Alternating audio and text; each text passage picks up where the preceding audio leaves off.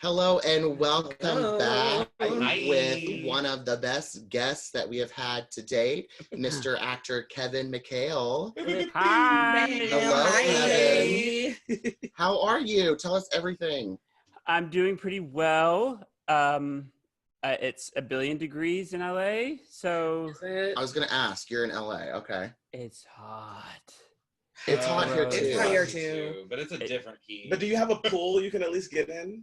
No.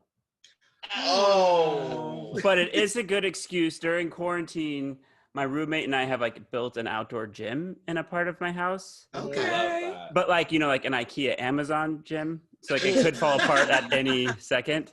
Right. But it gives me a good excuse to continue not working out. Because it's Yeah. just hot. Yeah. It's We too were hot. talking earlier, the gyms here in New York are going to open next week or something. Is it? Yeah. Started August 24th.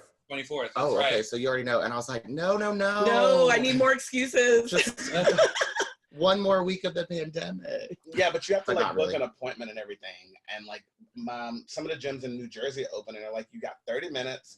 Like you have to set an appointment. I'm like, so by the time you get in there, That's weird. you got 30 really 25 minutes. minutes. No. You give everybody at least an hour. You still have the pandemic as an excuse.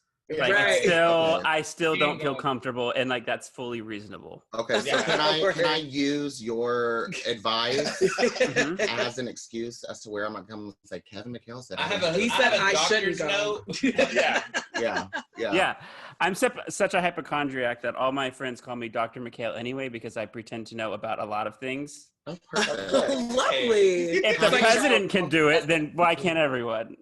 Right. How do you feel about hydroxychloroquine?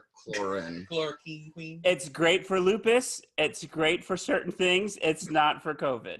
Okay. Yeah. Got Good. it. Got it. Good. Okay, Thank you, cool. doctor. You're welcome. Next So Kevin, question. So Kevin, I don't know if you know this, but we are off from Texas as well. Yes. Texas in the We always house. seem to find each other. I I don't know know. how that We happens. do. Because We we're get so excited. everywhere. We're We are. everywhere. We're taking We're to get everywhere.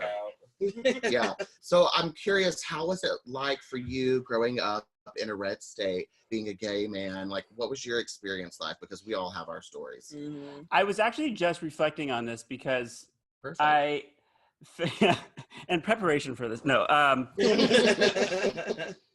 I don't think I was really aware that I was growing up in a red state. My mom's from Long Island, New York.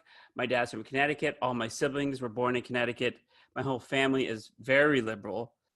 And I grew up in that bubble. Mhm. And when you're a kid, I think back in the 90s, maybe it was just my friends, but we weren't talking about political issues. I wasn't aware of what being a liberal or being a conservative was. And the whole gayness of it all was just I was just trying to play doctor with all my friends. And get them to drink hydroxychloroquine. Yeah, I was like, I'm going to be the doctor. But I moved away when I was 15 to LA. But I think the only part that I felt in my soul that was like, oh, maybe this isn't the best place for me was I started coming out to LA for acting when I was 13, 14, and just felt it wasn't even, I don't think there was a direct correlation consciously of maybe my sexuality. It was more about what was I interested in. I was interested in the arts and performance and just being creative. And that was so overly, I was welcomed with open arms in LA. And everything I wanted to do or cared about was here. And we drove to California and then we drove back. And I remember seeing Dallas in the skyline and started to cry. As a 14-year-old boy, I was like, I shouldn't be crying. But I couldn't help it because some part of me felt like those are my people that I've now left behind in LA. Yeah. Mhm. And I don't think it was until I was much older that I realized, because I wasn't treated differently. I wasn't. I had literally one kid in middle school maybe say, it was like, you're gay, you do singing and acting. I was like, okay, Okay. try harder. That's not even a good. So I don't think I was lucky in that sense. Either I was just naive and ignorant and didn't see it, and maybe kids were saying stuff, Right. But whatever it wasn't until I moved away that I could look back and then see how kids I grew up with, like, I didn't even realize some of the kids I grew up with had an accent. Like, right, that's so true. right. Yeah. Does that make sense? Like, I don't know what happened. I didn't There know was I had one Until until I you moved away. Yeah. Same. And then going back home now after living from not being there for so long, you hear it and you're like, ooh, you got a strong Yeah. accent. But it's also those things too. It's like I moved when I was 15, and then I like became Facebook friends with kids I grew up with, and then kids start getting cars, and it's like, oh, you got like a huge pickup truck, and you moved out to like I just didn't put all of these things together that I was living in the South.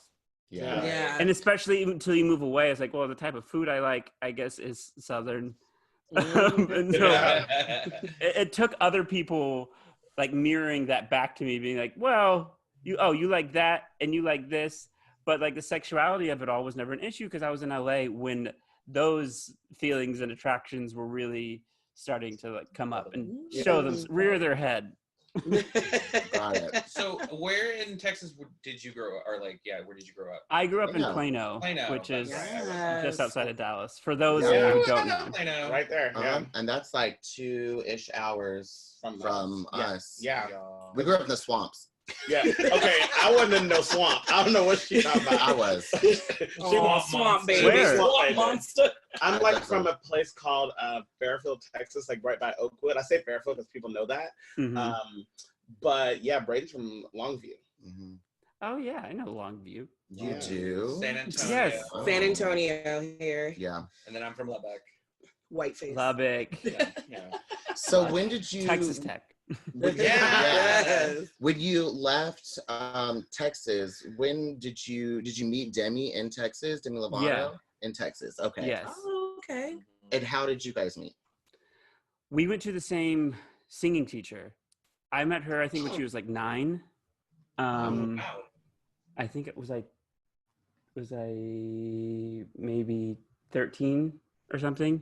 Okay. I don't know how old she is. I don't know how old I am. Where am I? I don't know. Yeah. Yeah. So I grew up with her. There was like Hunter Parrish, who's an actor. He was in there, Mhm. Ashley Simpson and Ryan Cabrera. It was this whole. Braden Bradley, Darrell Right, Yeah. Ashley Mitchell. Yeah. We were all Yeah. friends. We were all there. Yeah. It was just like a really weird thing that we all became. And like Demi was like, oh, she's 9, she has glasses and like a gap tooth, and like is playing this like super nerdy girl on Barney. But it was this thing where you could be like, no, sing for real now. And then she would just like switch and be like, oh, okay, Celine Dion. Right. Like, you're a freak of Wow. nature. That's like, there was Demi and then there was everybody else. Yeah. Yeah. So you moved to LA. Is that where you got the news that you were going to join this new show called Glee? Well, yeah, I moved to LA when I was 15, almost 16. I went to high school. I was in a boy band. Like, I had my life out here going on auditions. And then I auditioned for Glee the summer I graduated high school. Or no, it was the year after. Sorry, it was the year after. And yeah, just a normal audition. And where just a normal on? Okay. Just normal. It's Well, you know, standard. you go on hundreds or thousands of auditions, don't ever get anywhere. I was used to that. I was like, well, this is another thing I will not book. And I will be sad about it because this one's actually good. But whatever. Right. Used to that. Used to the rejection. Yeah. And for some reason, I tricked them. And Wow. So when you got the news that you were joining the cast of Glee, where were you? And what do you remember feeling in that moment? Like, what were you just like doing? Oh, I had 4 auditions for the show, and the last audition I have terrible nerves, and I don't know if he was my boyfriend yet. He was not my boyfriend yet, but I was obsessed with him. He ended up becoming my boyfriend. I wore him hope down. that works for me at some point. Yeah, right. Yeah. Same. He didn't know. That works? We were young. We were figuring out our sexuality, and he's from Brazil and it's a whole lot of other type of homophobia there. So Yeah. anyway, All right. he was my best friend. His family, they were all my best friends away from Texas. Like, they were my adoptive sort of family. And I had his mom drive me to my final test for Glee, and he came with. And afterwards, she drove us to this like Italian restaurant she used to be a host at in Beverly Hills when she first moved to LA from Brazil. And so regardless, like, let's just go eat, like, relax. Because what happens when you test for a show, you test against somebody. Yeah. And they have to tell the other person that didn't get it first that they didn't get it. Mhm. And when I tested with Chris Colfer, I tested with, and Jenna Ushkowitz. So there were 3 roles. So they were going to have to call a bunch of people, basically. So, and I had never tested for a show. I didn't know how that worked. And I was in this restaurant called Il Fornaio, and we were eating, and then my manager called me. It was a whole afternoon of like, I was in a group text with my sister and my manager, because we're all sort of like one big family, and talking just shit about myself. Can I cuss? Yeah, Absolutely. Being like, oh, Well, I'm not going to shit. get it. The guy who I'm testing against is from Spring Awakening. They've already hired Leah from Spring Awakening. Like, this just makes sense. I have never done theater. These people are professionals. I'm not getting it. I had a good run. Great. Good job, everyone. What's also really shitty about testing for a show, if you don't know, is that you negotiate the contract, everything before. So you know potentially how much money you are not getting if you don't. Oh, Yeah, shitty. it's very true, and it's not good. It's not good. And I was broke as shit. Like, literally couldn't pay. I lived in Santa Clarita, which is like 30 minutes north of LA, and would budget out like my gas for auditions, because I was like, should I go on this audition? I'm gonna have to fill up to go on it. Yeah. Like, Struggle. that's where I was. And so like, I had never seen that much money in my life, and I was like, so you just hope that How you much get was it. Rated. She ain't a lady. That's so good. That question was approved. So they called me, my manager called me, I was sitting at El Fornaio, and was like, Kevin, like, you got it. And I just like collapsed on the table. Wow. I looked at my friend and his mom's like, I got it. And they started screaming in the middle of this restaurant in Beverly Hills, where everyone's so stuck up, and everyone's like, what? And she's like, we did it. And I remembered this actually, like, over the weekend. I woke up with this memory, and how I was so excited, and I knew I'd at least, have one episode of a show for this pilot.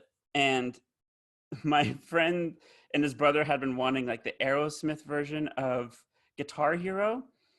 And so I was like, let's go to Best Buy before we go home, and I'm getting you guys Guitar Hero. Like, that was like the big purchase. Like, you brought me on the audition and I got it. So your good juju worked, and we're going to play guitar. I was desperate. That was No, so that's so sweet. Okay. sweet. You immediately gave back. Yeah. I love that. Yeah. I mean, so Kevin, obviously Glee was a very groundbreaking show. 2 things I want to ask you is, number one, what was your favorite memory of Glee? And also, I do have to say, I know that you and the cast suffered a major loss recently with Naya Rivera. So, I want to also ask what your favorite memory of Naya was. Ooh. I mean, my favorite memory of the show was probably our second tour, actually. I mean, it's like the first 2 years, it's like the friendships we all built. I don't know if there's one instance, but the friendships we all built were obviously our favorite thing. I think that you could see that in the show. Yes. Yeah. But my favorite memory was probably the second tour. It wasn't everybody's favorite memory. Uh-oh. But I loved it. Touring was my favorite thing. I was like,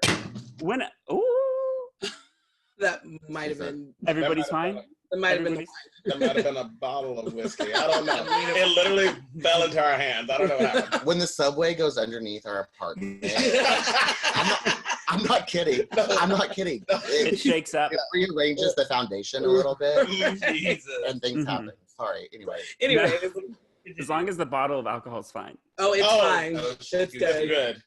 Good. So tour was good. It was really hard. We shot from the show from July to May, had 3 days off, and then put together a full 2 hour arena show in like 3 days, and then went on tour for 6 weeks. So everyone was a little tired. You know, like I said about when you negotiate your contract for the pilot, within that, when we were all desperate for a job, we negotiated for a tour that we didn't think we'd ever be taking. So it wasn't the best financial deal. Yeah. And so that's where a lot of the people were not really happy to be on the tour, because we were doing this thing that wasn't, the tour made $44 million. We did not. Right. But I was sort of the mind of, well, we're here, we're going to do it. And like, we get these 20,000 people, and I want to say kids, but it wasn't. It was like the widest demographic that you could possibly imagine. Like, it was like one sort of big, like super queer party, and like parents and kids who could never come out to their parents, and they were all there together. And it was whatever the show represented, seeing, like, we were locked away on Paramount stages filming for 10 months, and and the show was blowing up, and we're seeing it in articles, but you don't feel that. And being on tour, when we got to go to Canada and to Ireland and to England, and you're seeing these kids and families like have the time of their lives, it was a super, super gratifying experience, where beyond like the money and like, oh, I got a job, that extra bonus of what the show meant to people and being face to face with that was obviously like not quantifiable in terms of money. And I was like, we have now sold out the O2 Arena in London 7 shows in a row. And it's like, I know you guys want to go home and see your families. However, like, we're never going to get to do this again. Like, like, sure, Amber should be like selling out the O2, like 7 times in a row. But like, what is the likelihood that anybody gets to have this magic again? And it's like, we're here, let's make most of it, and this is our gig. Exactly. It's like, we may be getting screwed over a little bit, but these 20,000 people now have to listen to me sing and speak for the next 2 hours. So whatever, this is my show. Favorite memory of Naya.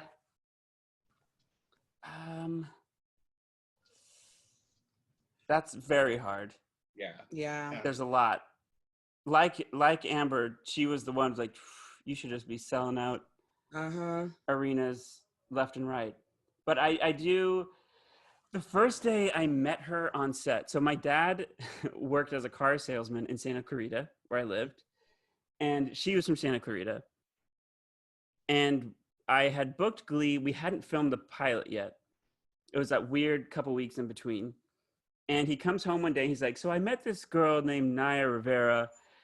She was looking at a G-Wagon that she couldn't afford yet. And he's like, but I met her and her mom, and they were super nice. And they said that she had just booked a role on the show called Glee. And I told them that you did too. So like, if you see her on set, like, look out for her. They were so nice. And he was like, and I don't know if she's a regular, but like, you know, just like, look out for her. Like, little did I know, it's like, well, she's been working since she came out of the womb, and she's after me. And I saw her one day, like, I think we might have been in Long Beach at the high school that we filmed at. And I went up to her, I was like, hey, we're eating lunch. It was our lunch break. And I was like, I think you met my dad. It's like high school all over, like super awkward and uncomfortable. And luckily, like on social media, since all this horribleness happened, you've seen like testimonial after testimonial of all these stories about how wonderful and funny and how engaging she was. And this was that. I mean, at the time was maybe 21 or 22 and 21. And we sat down, just the two of us, and had lunch.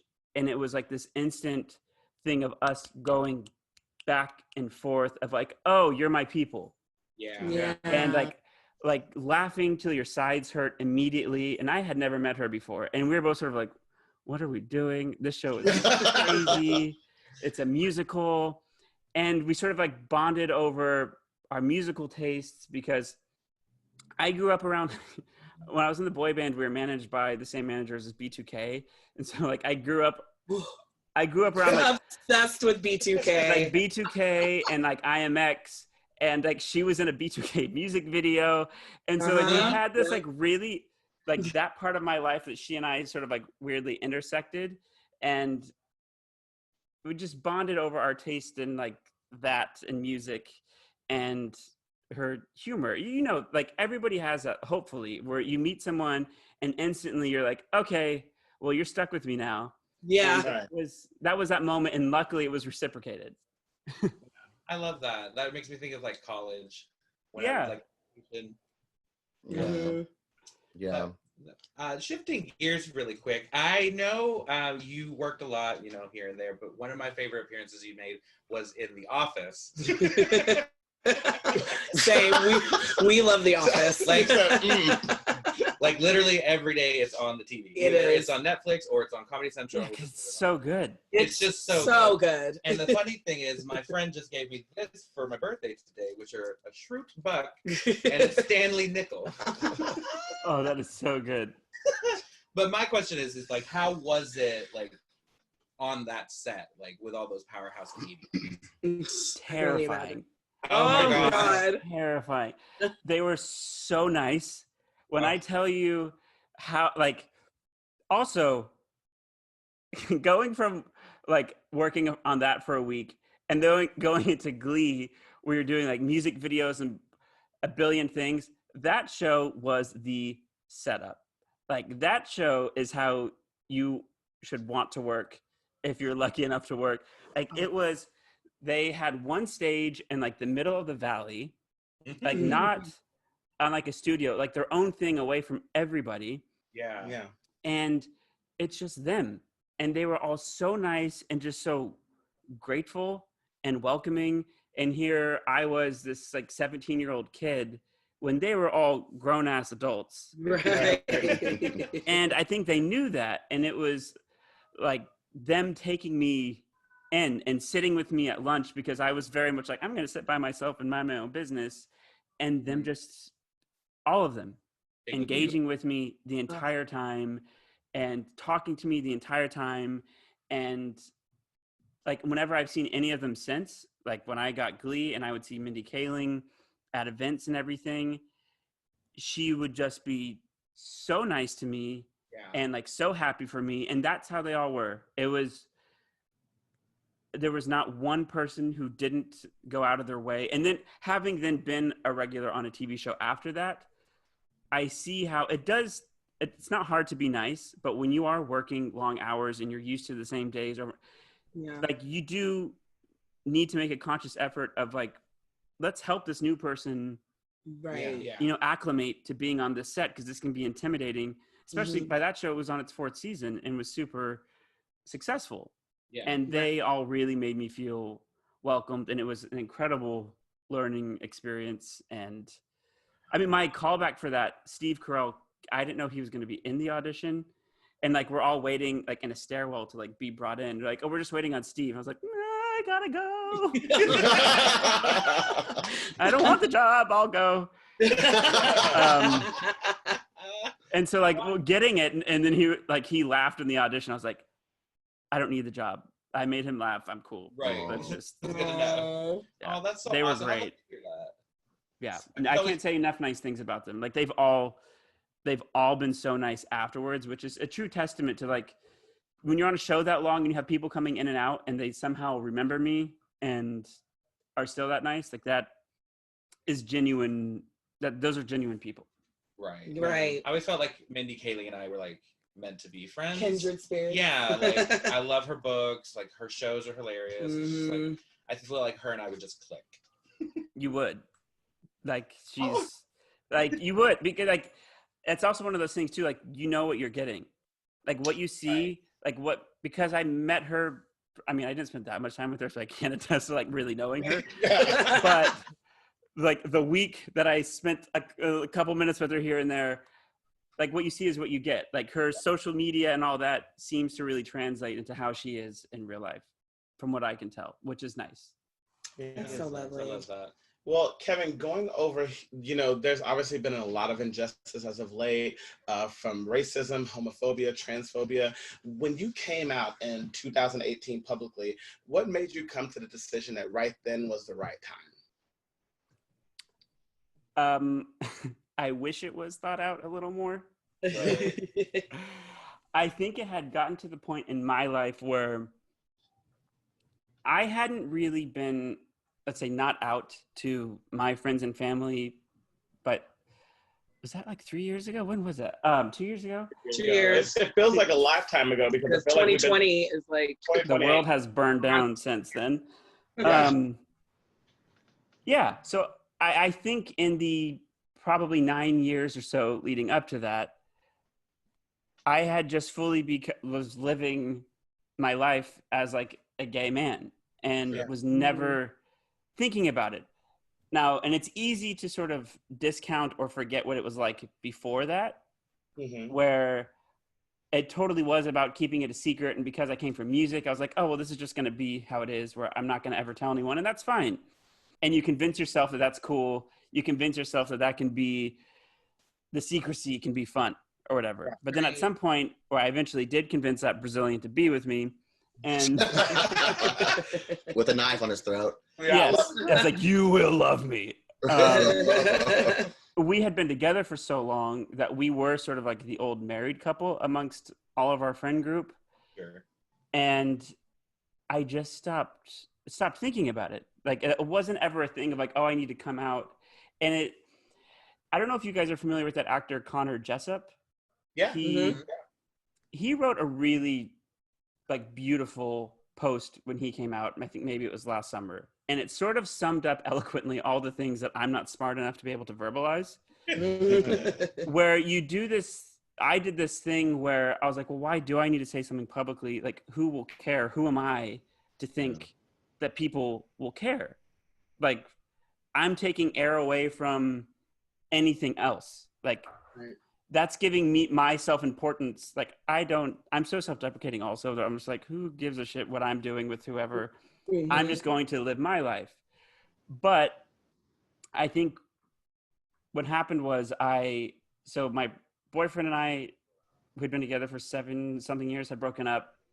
I was with somebody new, and it was sort of this thing of like, do you feel comfortable like with him, because my ex-boyfriend, because he was Brazilian and he hadn't even told his dad that I was like, okay, like, right.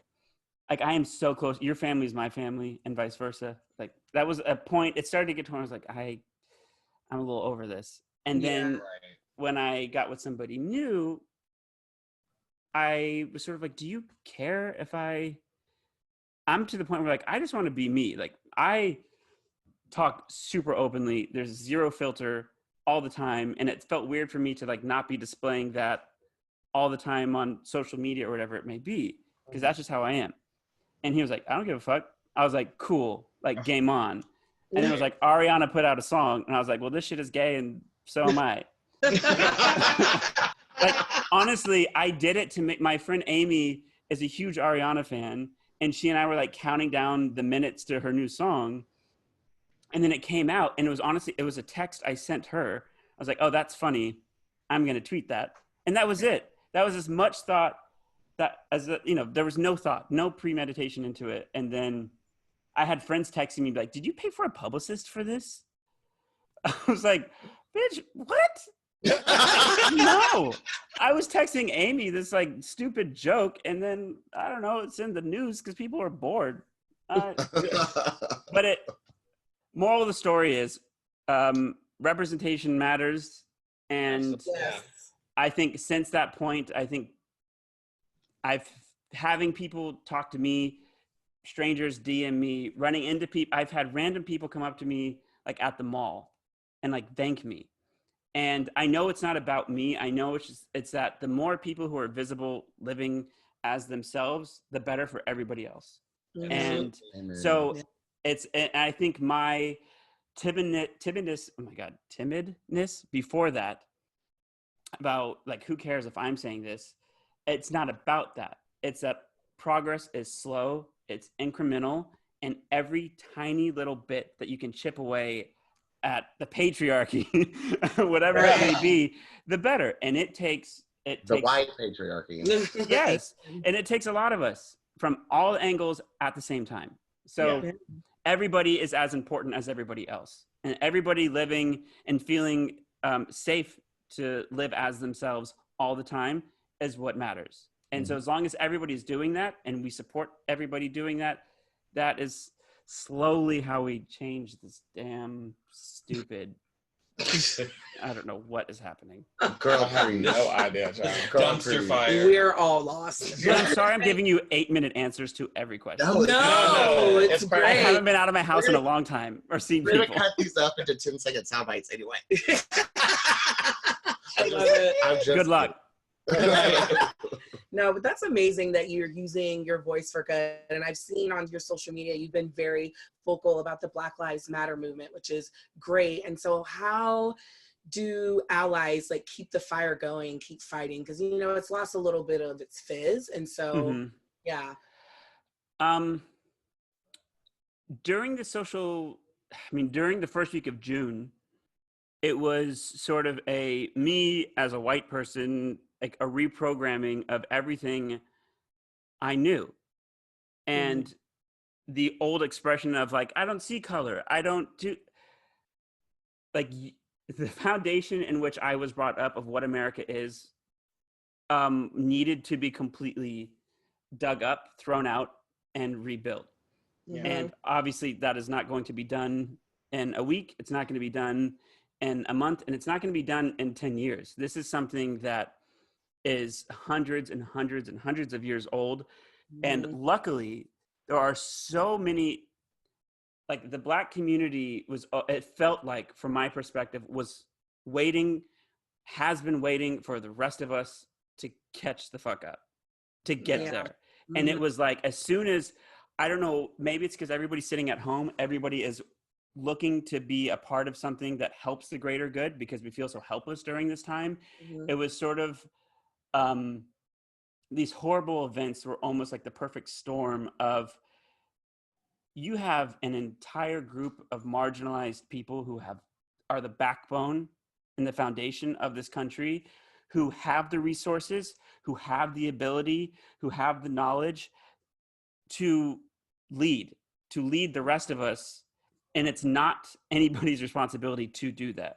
Like, we should all know better. But it was almost like somebody flipped a switch, and it was like, it was the only time I didn't feel guilty being on social media 24/7, because I was constantly learning. My brain was fried by the end of the day. I was upset. I was angry. I was reaching out to all my friends, Black, white, whatever. And we were all discussing this all the time. And Amber Riley was super, super helpful during all of that.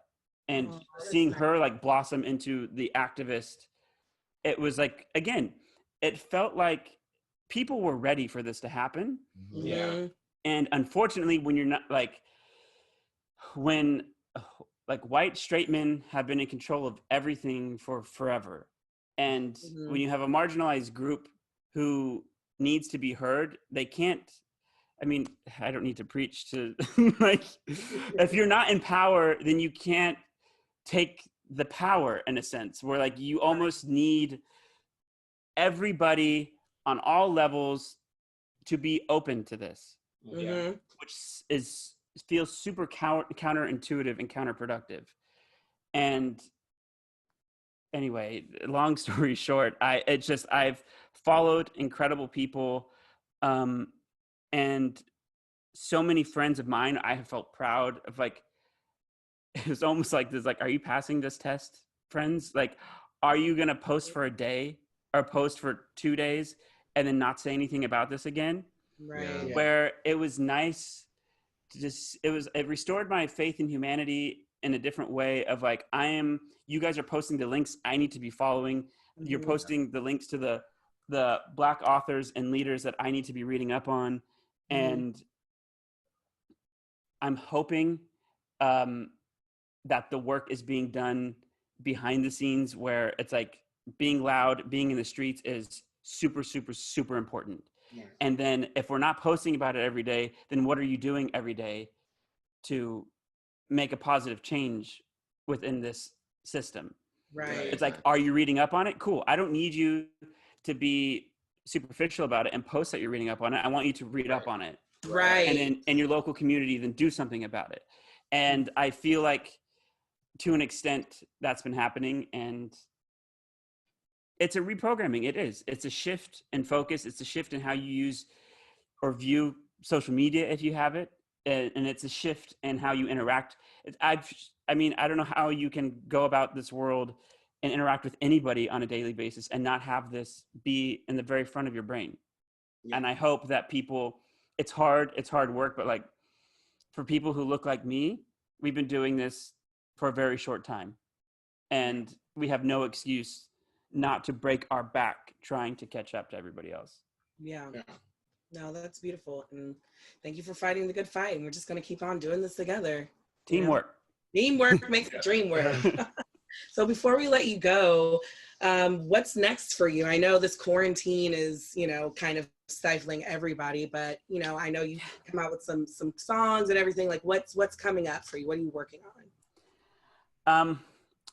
So a couple friends and I have been working on this children's show that we've been developing using sort of all the things we know of music and TV and putting it all together to try to make a children's educational show based off of music that kids and parents will actually like, as opposed to, Baby Shark. I mean, like, no shade. Anybody wishes they could have a hit like Baby Shark. Right. So that's really, I've been spending every day working on that, and it will start by we're putting out a Christmas EP of these. So it's sort of like Alvin and the Chipmunks meets Ryan's Toy Review. That's so fun. Putting together some teddy bears who sing. And we'll teach you some things with some good harmonies and some dope dance moves. And I don't know. It's something. Right. TikTok challenge. Exactly. I need to get off TikTok. I won't go on. I can't. I don't need another app on my phone. Okay. Yeah, I fought it too. I fought it until a month ago. And because there's fuck all else to do, I did it. That's so true. You ran out of everything else to do. I can sit there and scroll for hours. Yes. I've learned things. I've learned the different communities of TikTok. It's there's the whole white kids dancing without any social distancing that I'm not about. Yeah. Right. That can't dance. That I don't understand. But so my dog is trying to eat a fly. I'm so sorry. Sophie, come over here. Anyway. But that's really what I've been working on. And as soon as we can start working again and acting again, then that's what I would like to be doing. But it's been really weird. It's a whole trying to figure out how to make that work. Sorry, my dog is in the microphone. I hope. She's auditioning for your Christmas EP. Yeah.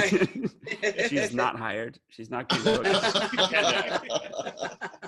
Well, thank you, Kevin. This has been just a wonderful, inspiring conversation. Yes. Thank you so much. No, thank you guys. Thank you for doing this wonderful show. And you guys have wonderful guests and talk about the not so easy conversations, but you make it easy. Yeah. Well, we're easy. Yeah. My number is 9. Hey, wait a minute. If I had a nickel. Call me. Yeah. 972. Anytime. We'll get on that. Yeah. If you need any extra dancing bears, Adam's available. As a bear. I can always lend my voice as well. So whatever you need, we'll do for you. Great. Thank you, Kevin. Of course. Find you on all social medias. I mean, just search my name, Kevin McHale. Google me, bitch. You're I'm kind of famous. No, it's just I can't get my actual name on Twitter. I've given up. Really? No. Yeah, it's because there's some asshole I know. who has the same name who logs on maybe once a year. I know. And therefore I can't get it. Yeah. I can't even purchase my website domain. Really? Because someone back in college a long time ago, bought it because they knew I was going to be somebody, and I still Right, that was exactly That's exactly what I think happened. It was an investment. Spoiler alert, Right. It was me. I ruined his life. Thank you, Kevin. We really appreciate Of it. course. Thank you guys. Well, now And we can't wait to see you in LA at some point. We'll be there once all this is over. Hopefully. Yes, please. Yeah. Oh, yes. We'll be Like, let's just go have a whatever. Yeah. Right. Yeah. Like anything. Get the Yeah. hell out of the Bring house. anything. Let's just Yes. walk outside. Yeah. Continue to be safe. Yes. You too. Right. See you on Thank you. social. Blessed. Bye, guys. Hello, hello, and Bye. welcome to the stage, Editor-in-Chief of the AV Club, Patrick Gomez. Oh, Hello, Patrick. how are y'all? Good. Good. How are you? Good, I'm good. You know, we're having a little bit of a heat wave in LA, so it's nothing compared to what other people have to deal with. So I will not talk too much about it, but it certainly is not great when you don't have good air conditioning. Yeah. Well, do you have central air? No, so Oh. we have a little window unit, and so it's in the bedroom. So a lot of bedroom time for sure. That's the Absolutely. best. Same. Do you have a pool at least that you can get to, or? Yeah, we have a pool. The problem with the pool is that it gets sunlight for about 3 minutes a day. So that's not great. Yeah. Well, we have a bathtub And and the Hudson. And the the Hudson Hudson. River. and the Hudson. And the Hudson, but that's it. So, Patrick, I want to ask you first because I am so sad about e-news being no more. How do you feel like that? Did you take the news as hard as I did?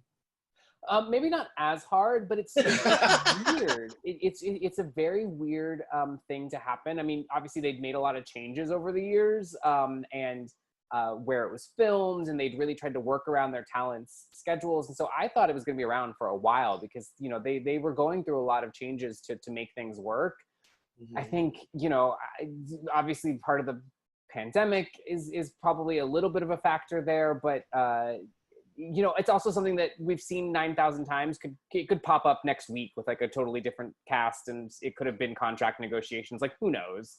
Right. Oh, do you True. think that's going to happen? True. I mean, you know, you look at things like American Idol or The Soup. Like they find ways to bring these shows back, and a lot of times it's sometimes that the talent gets too expensive, or even the behind the scenes talent. And you know, it's a horrible thing, but sometimes they're able to kind of revamp stuff under a different name or slightly different producers and do it for way cheaper, just because they kind of bring everyone at an entry level.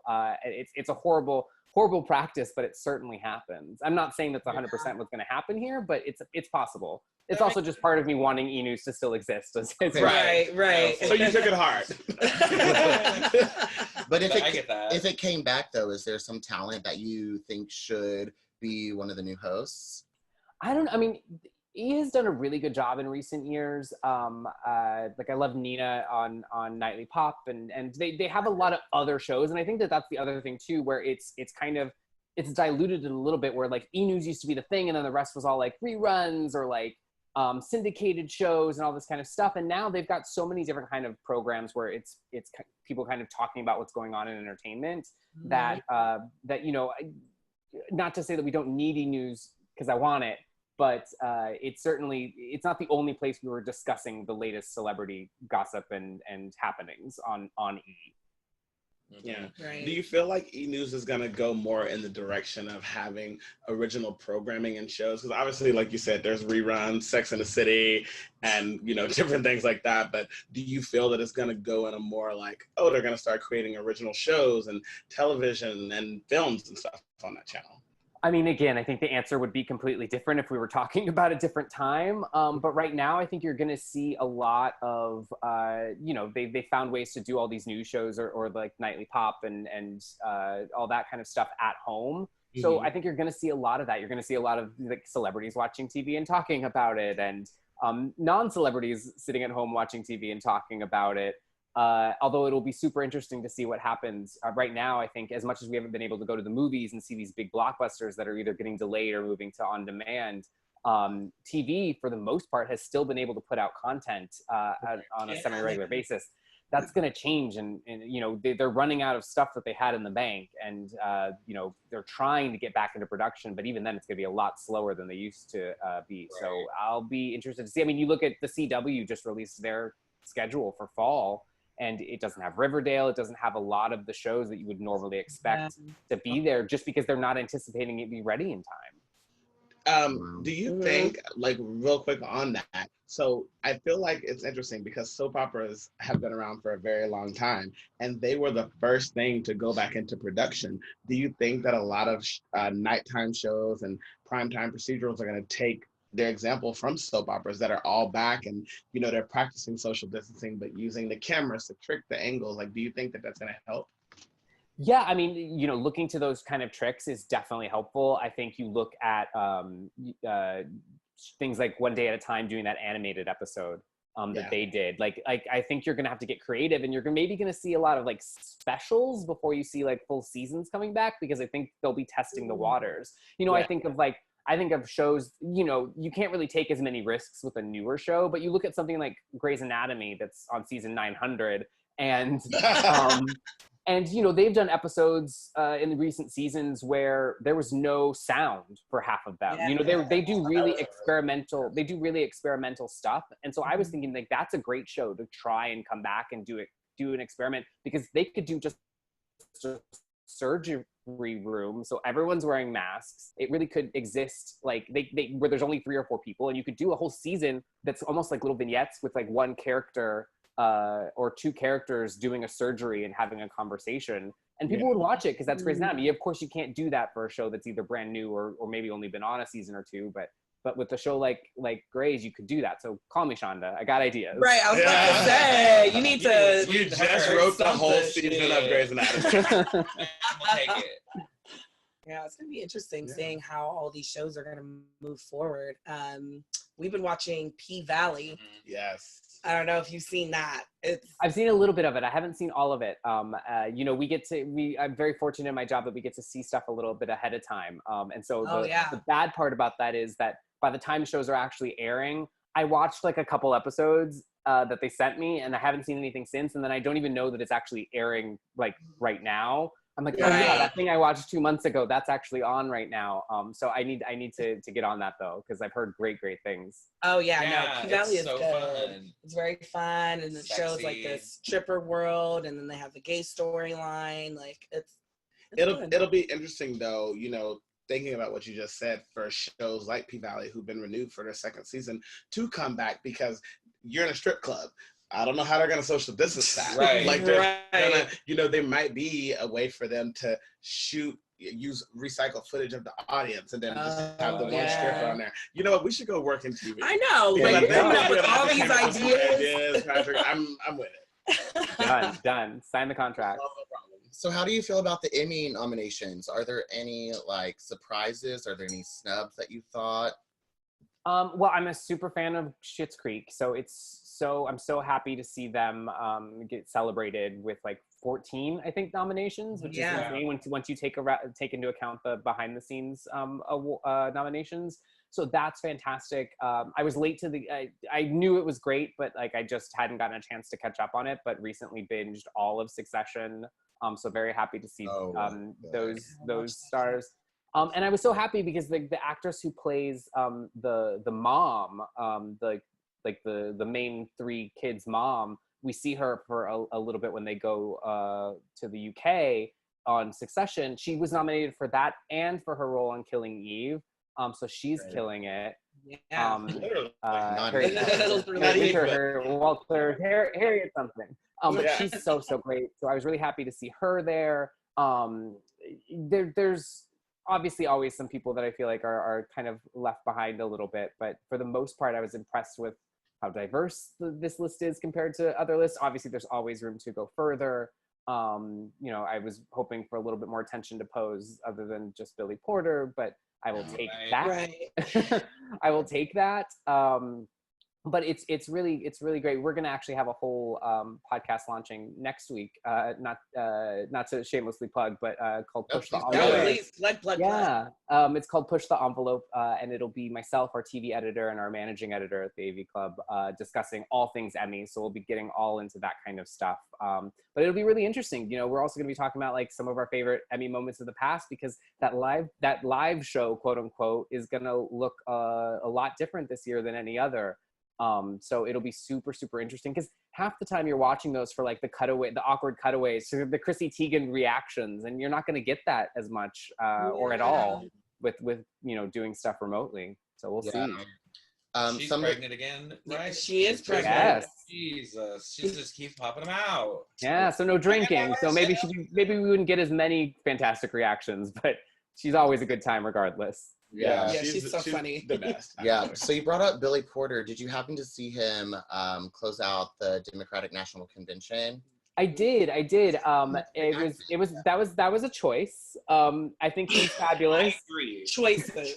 Yeah, choices. He's fabulous. I love him, and I love how political he is. I actually caught his interview afterward on MSNBC, and he was speaking about how he's really been political all his life, because of course he came up, you know, the generation right after the major civil rights movement.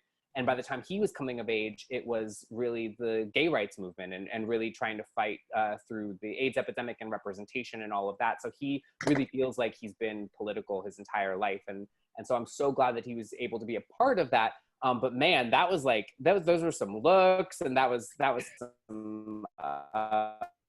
some fashion. It was also like such a change. I think that's what it is. Like, had that been part of like the RuPaul's Drag Race finale or something, it would have been like, yes, that look like working. It was a little jarring to go like from like this like very fantastic speech, but very like somber speech from Michelle, to all of a sudden just like Vogue dancing. Right. Especially when like Biden's whole campaign right now is trying to capture the moderate votes that are maybe not so left wing. Right. Like I don't know. Do you think that you know, something that Braden was said earlier when we were talking about, do you think that maybe that is the reason why the other cast members opposed have not been recognized for their work? Because I feel like Billy is always out there, which is amazing. And I love everything that he does. I love his fashion choices and everything. But do you feel like because he puts himself out there more than pretty much any of the rest of the cast, that's part of the reason that they don't get the recognition that they deserve? Because a lot of people say MJ, and I agree, she carries that show on her back.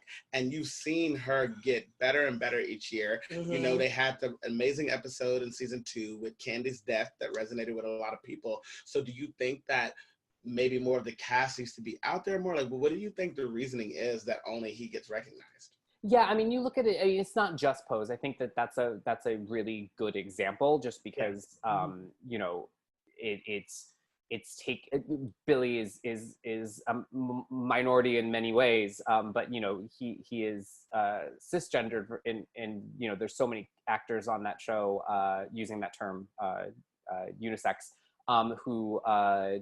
who deserve recognition and would give us opportunities to see some people recognize that, right, you know, in ways that we have not before, and that would be super important. But at the same time, you know, you see this on other shows where the biggest name is the one that gets recognized. I would look to season 1 of Killing Eve. Like, I'm so glad Jodie Comer got recognized for the seasons 2 and 3. But season 1, it was Sandra Oh. Like, Sandra Oh was who got nominated. That was who everybody, you know, was pushing forward. Even Schitt's Creek, you look like with the first season, when that show first got recognized, it was recognized for Catherine O'Hara. Like, that was the name being put forward, and you know, so it's almost like that's got to be the first step. Like, we have to take the first step, and you got to get the most recognizable name in there. I would have hoped, you know, so it didn't surprise me that Billy was front and center at the beginning, but I would have hoped by now we could evolve so that other people on the show could be recognized. Again, nothing against Billy. He deserves that recognition. It's not taking anything away from him. I just wish we could also elevate some other people. Right. Yeah. Well, speaking of recognition, I'm loving the recognition Meg Thee Stallion is getting right now. With WAP. Her and Cardi debuting at number 1 on the top 100. That's right. Making history. Yeah. Making history. You know what's so funny about that is when you look it up on YouTube, it defaults to giving you the edited version. And so I was like, wait, the song like I was trying to figure out how the song title like fit in and all this stuff because like it's not in there anywhere. And I was like, what? And then I realized what was going on and that like YouTube thought I was a 5-year-old, which good. Like maybe that should be the default. Fine. And maybe sometimes I act like one. But it took a moment to get there. But I mean, that video is so funny. With like all the cameos and outfits. I mean, there are some great reaction videos to people watching that if you have not seen it. The looks. I feel like Cardi's stylist has never done her wrong. Like, everything she wears, every look, every gala is a slay. It's just a slay. Yeah, there's never a moment where I'm like, what the fuck is that? It's a little bit, I mean, you know, not that you know, Gaga hasn't had some moments that it's like, what? But it's a little Gaga-esque in the sense that like she can't do wrong because even when she goes crazy and over the top, it's like that's just Cardi. Like that's her thing.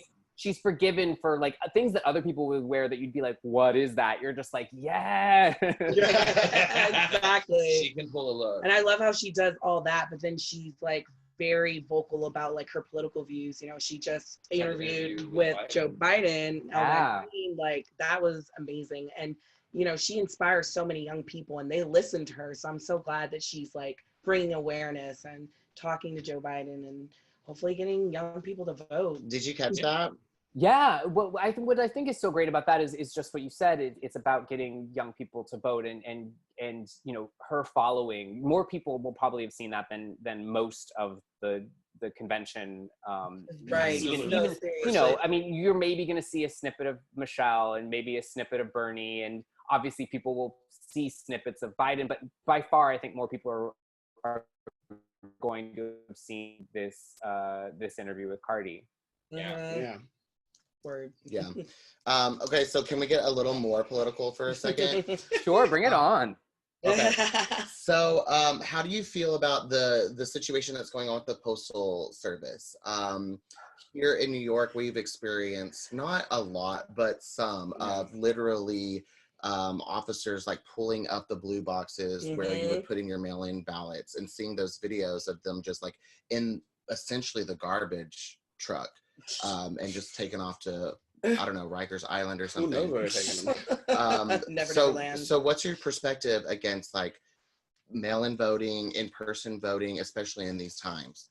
Yeah, well, you know, I think Michelle Obama said it the way it needed to be said, which is, you know, for better or worse, the safest, the safest in not health-wise, but safest way to vote in terms of making sure it counts is to show up in person. And unfortunately, I know that's not going to be a possibility for so many people, and that's why mail-in voting is so important.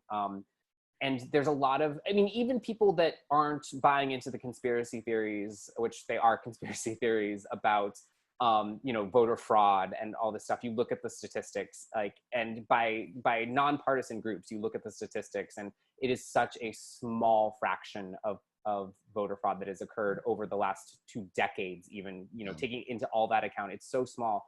So, but even if you don't buy into the conspiracy theories, there's still a lot of misinformation out there. Like even people that want to vote by mail, they're like, oh, but I heard that like this might happen or that might happen, or like, can I go turn it in person? And I think the main thing that we need to focus on right now is just information. And you know, like you can ask for a mail, because this is what I do. I've quote unquote voted by mail for years. But I still like going in like the experience of like at least going to the polling place. In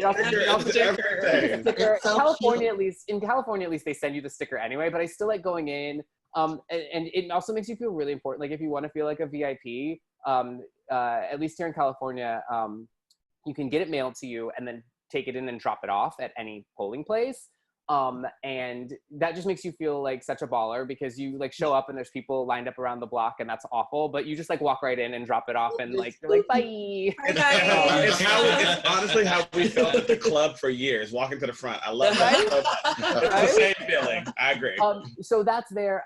Unfortunately, that's not the case in every location. Like I know my mom is like super concerned. Luckily she's now over 65, so she's able to vote by mail in Texas and doesn't have to go stand in line, but Texas has the rules are very strict in terms of that, but luckily 65 and over automatically you can vote by mail. But she still wants to go turn it in too, because she's concerned about, you know, these, you know, the mail gets lost even on good times. Like now that they're actively trying to lose mail, like who knows? Right. So she had to look up, and there's only one location. She lives in Houston, which is, you know, like in the top 5 cities population wise in the country, top 4 if you considering what you know, how technically you get. And there's only one location in her general area to go turn in a ballot. So that place is going to be just crazy on election day. But you know, vote early. Don't vote often, but vote early. Right. Yeah, I was watching CNN, I think it was yesterday, and they said 66, I think these are the right stats, 66% of Trump supporters are wanting to go vote in person, and 22% of Biden supporters do not want to vote in person, which makes me a little bit scared as a Biden supporter. What does that really mean? And what happens if you cannot vote by mail wherever your location is?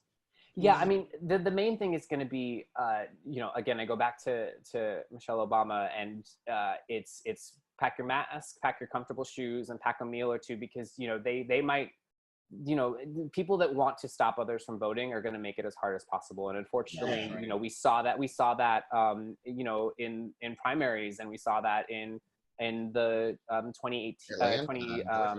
18 elections. You know, there's going to be people unfortunately standing in line for, you know, 7 hours, and that's awful. And all we got to do is, you know, you can't control everyone else around you, but you can control the fact that you're wearing a mask, that you have take an umbrella, either for rain or for sun, take food, take sunscreen, take a raincoat, take maybe a box of wine. Who knows? Yeah. But Yes. We love right, box I love box wine. right. But it really is. It becomes just a game of like, I'm going to do it hell or high water, and we've got to get out there. We've got to get the vote. The good thing is that I think, you know, the passion is there, and I think that there's perhaps a passion of people that want to vote for I don't even want to say his name, the other candidate, Right. who want to vote for him, that maybe that are passionate about it, but maybe aren't going to risk. Versus, I think a lot of people that are going to vote for Biden are going to be like, you know what, I am going to go stand there for 7 hours and make sure that I'm socially distant, but that I'm not, but that I'm here. Well, hopefully, I think people learned their lesson in 2016 when they decided to stay home, and look what happened. Yeah. What happened? I mean, there's so many distractions going on right now, you know, from the USPS, you know, I've heard about in California, and obviously seeing it here in New York about the homeless population and mental illness. Do you think that there's a lot of distractions around, particularly to stop and not encourage people to vote? Oh, I mean, but the thing is that there always has been. It's just 10 times worse, because you've had candidates in the past who have prescribed to at least a certain amount of decorum. And we've seen, you know, it's crazy how many norms we've seen thrown out the window in the last 3.5 years that we don't even think about it anymore. Like the Obama administration has been, like, people from the former Obama administration have been very vocal about how they wouldn't even want him to hold an iPad in a video, because they didn't want that to seem as though he was supporting Apple over other electronic products. And now you have somebody that's intentionally holding up Goya beans, My pillow. like there's just so many things that we're just like, oh, that's just him. But it's like, that can't become the new normal. Like there's so much right now that can't become the new normal. And that's where we have to keep the eye on the prize. Is it's like, you know, as people said at the convention, there's no perfect candidate, but we clearly know like where we can't be. Like Right. You know, we all had our issues with Bush. We all had our issues with both Bushes. We've all had our issues with presidents over the past. And that's Democrat and Republican. Like, people have had scandals. People have had you know, bad policies. But at the end of the day, they had decorum, and they knew when they'd done wrong, and they didn't. Once they were caught, they stopped. That's not happening here. Right. It's awful. It's terrifying. It's terrifying. It's terrifying. Yeah. So to switch over, I want to talk about Why We Love, you know, before we let you go. Yeah. You have a video series in June, you know, bringing love back into the conversation. We've talked about so much horribleness that's going on in the world. So talk to us about Why We Love and why that was important for you guys to do. Yeah, sure. So, you know, as a member of the LGBTQ community, of course, I always am eager to celebrate Pride Month, particularly this year. Of course, this year, you know, Pride Month was rightfully kind of pushed in a direction to celebrate and uplift Black voices as it should have been. But as part of Pride celebration, we launched a series at the AV Club called Why We Love. And it kind of combines a lot of my favorite types of shows. I have to give total credit to the initial idea to one of our producers, Cameron Sheets. He is identifies as gay, and he has always loved James Bond, and my husband has always loved James Bond, and he kind of just started saying, like, I've started to see more and more LGBTQ people come out as Bond fans and like say that they've been super into Bond, and not just that they're fans, because obviously anybody of any orientation could be fans, but feeling like it had something to do with their queer identity. Yeah. And he was like, I want to explore that. And I was like, let's do that. Let's take it. Let's blow it up. So we did an episode that focuses on spies and superheroes. We did an episode that focuses on musicals, an episode that focuses on like fantasy, like Disney, everything from Disney to Buffy to horror movies. And another one that does divas and dames. So like why we love our pop divas and why we love all the like, you know, Angela Lansbury's and Julie Andrews of the world. And it's a little bit, I love from the VH1, you know, if you remember those shows. Yes. It's a little bit of those where we have celebrities kind of like sharing their own stories about why they love these things, but we also spoke to academics and experts about those different topics, and really dove into the psychology of like, why is this something we identify with? Like, why do we love musicals? Why do we love horror movies? And looking at that particularly through the queer lens. And this series is going to continue to be not about the queer lens and just talk about, you know, why we as Americans love, you know, why we love shows like Jackass or Wipeout or why do we love seeing people fall down? Why is the Jaws theme so scary to us? Like, all this kind of stuff. We really want to dive into why we love so many different things, but I was so happy we got to kick it off with 4 episodes that were all about the queer lens. That's so amazing. So Patrick, where can our listeners find Why We Love? Sure. So Why We Love, you can find at avclub.com. We are on Facebook and Twitter and all of that, and you'll find those there. It's also on YouTube, so if you just want to search AV Club Why We Love on YouTube, you'll find the videos there as well. You can find me on social at Patrick Gomez LA, and I'll put those up there. You'll also find that in my feed somewhere way down there, so maybe I'll put them up more recently just so you can find them. But those are on there. I'm so proud of that series. Thank you guys for asking about it. No, I'm so impressed. First of all, the Buffy and horror series, I was in it. I was like, get it, because that's like so. You know, we think about it as, you know, especially queer people. It's like those are like iconic for us, and you know, we love that. So I love that you guys are doing that, and I wish you the best luck. I can't wait for it to continue. Yeah, thank you guys so much. This has been so much fun. Well, thank you, Patrick. Thank you for taking the time. Of course. Anytime, guys. Anytime. Be safe out there in LA. Yes. Thank you. Stay cool. Go make your brown bag lunches and get out there and vote. Oh, yes. Yes, ma'am. All right. We'll see you on social. All right. All right. Thank you, Patrick. Bye. Bye.